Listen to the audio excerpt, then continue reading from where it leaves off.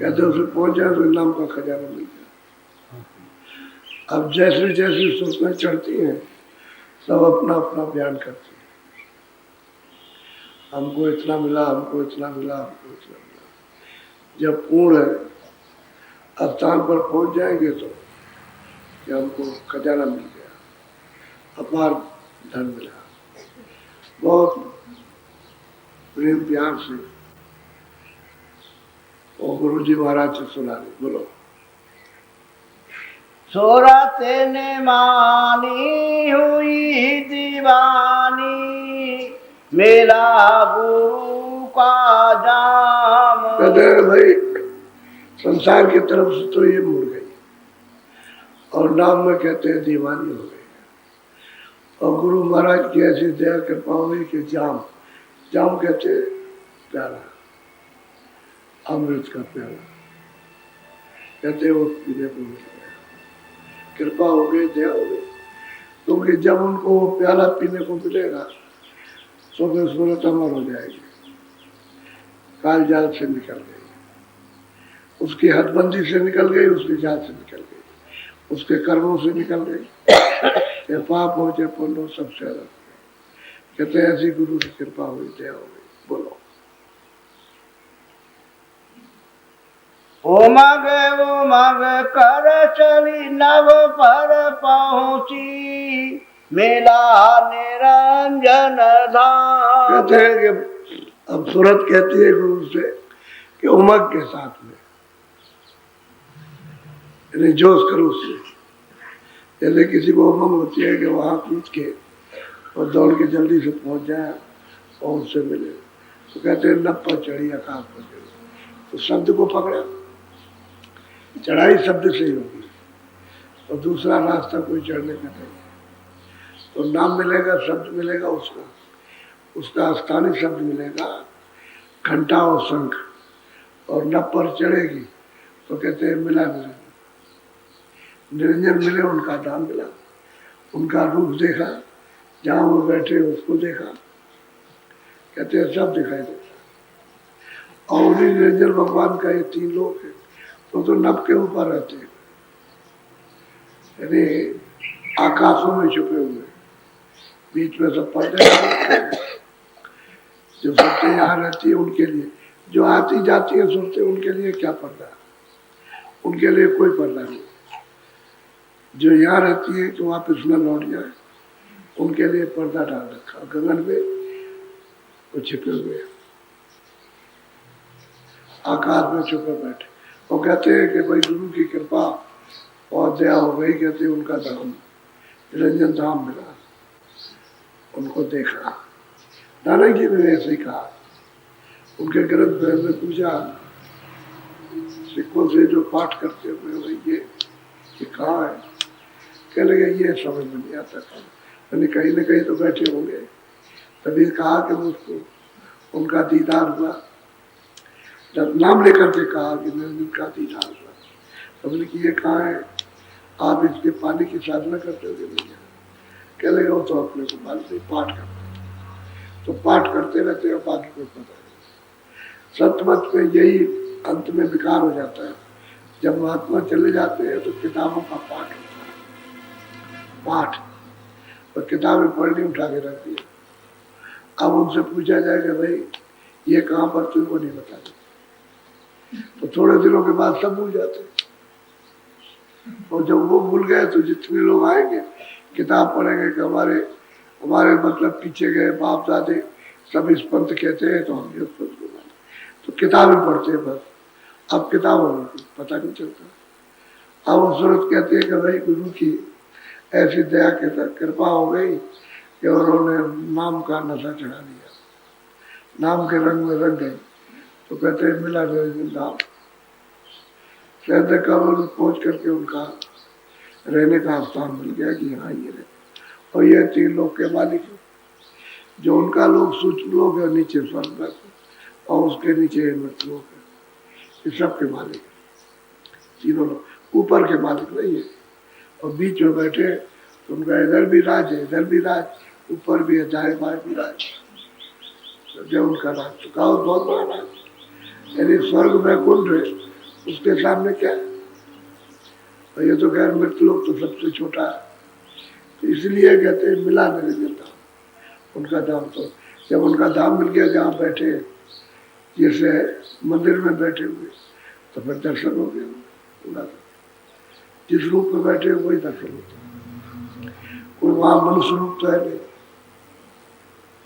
वहां तो प्रकाश ही प्रकाश है, प्रकाश बैठे हुए उनका रूप है, बाकायदा तो सब रूप है, सब दिखाई देता है। जी हाँ बोलो।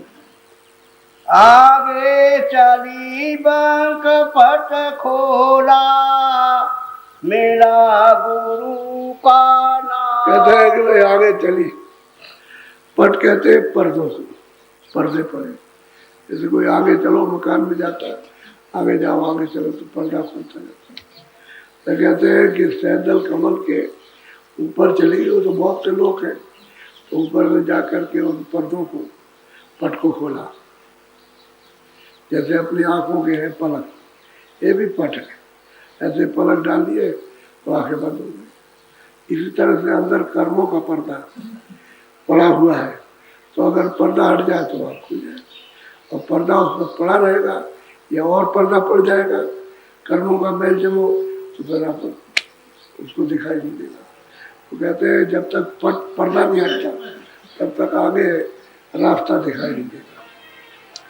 और बंक कहते हैं टेढ़े रास्ते, बहुत टेढ़ा, अति टेढ़ा है जो कहने में नहीं आता, इतना टेढ़ा है। ऐसे चले जाओ, नीचे चले जाओ, सीधा चले जाओ, फिर ऊपर चले जाओ, फिर नीचे उतर जाओ, बहुत टेढ़ा रास्ता है। यानी बंक बहुत टेढ़े कहते हैं। और वैसे बंक कोई किसी को लकवा मार जाए तो टेढ़ा मेढ़ा हो जाता है एकदम, कई जगह से टेढ़ा हो जाता है। तो टेढ़े रास्ते को कहते हैं कि आगे चली तो आगे अरे त्रिकुटी महल, ब्रह्म का स्थान, यानी ब्रह्म के स्थान के ऊपर में गुरु स्थान है, वहाँ गुरुपद है। पहले नहीं है तो इनका दर्शन पहले हो जाएगा, ब्रह्म का दर्शन पहले होगा। तो स्मृत कहती है कि आगे चलिए, और पट खोला और बंकला रास्ता पकड़ा, तो उजाला है और सब नीचे ऊपर दाएं बाएं सब दिखाई देता है। और इतनी रचना है उसी बंक टेढ़े रास्ते में कि उसको अगर कोई बताने वाला ना हो तो उन्हीं को देखता रहेगा, वही खड़ा हो जाएगा देखता रहेगा। तो लीला रचना है, आगे नहीं जा सकता, तो जितने आगे जाएगा उतना रचना मिलेगी।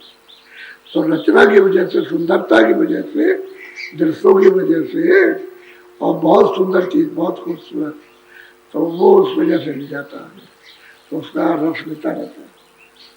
तो यार नीचे से ऊपर रस बहुत है, बहुत आगे, अंधेरा तो नहीं, प्रकाश शब्द भी बहुत है। लेकिन जब गुरु मिल जाते तो कहते हैं कि नहीं ये सीधा, ये तो टेढ़ा मेढ़ा रास्ता, तुम सीधे चलो, तो सीधे चढ़ा ले जाते। और पहाड़ियों की घाटी है, सीधे चढ़ा ले, तो अगर आगे चले तो मतलब ये है कि वो तो लखपति है, राज करता है सब पर, उसका राज तो नीचे भी है, यानी उसका हुकूमत है। जैसे राजाओं के भी राजा, वो शहंशाह, अब छोटे छोटे राजे हैं और सबसे बड़े शहंशाह, तो उसे मतलब ये तो उनको समझ लो कि शहंशाह, इनके शहंशाह घर में बैठे हुए, तो लखपति उनको कहते हैं। वो त्रिकुटी में रहते हैं, वो ब्रह्म, इनके ऊपर भी उनकी हुकूमत है। ऐसा नहीं है कि उनकी हुकूमत ना हो, ये बात, लेकिन ये 3 लोग के मालिक हैं, वो बड़े बादशाह है, ये छोटे, बस ये बात भाई इतना ही है। तो कहते हैं कि भाई पर्दे खोल लिया, उसका भी दर्शन हुआ, आगे गुरु महाराज गुरुपद है, वहां जाके पूछिए। सोन द्वार 10 द्वार समानी, पाया अब आराम। कहते हैं कि शून्य द्वार, 10 द्वार, 10 द्वार, शून्य द्वार, कहते हैं कि उसके समाई, उसमें लय हो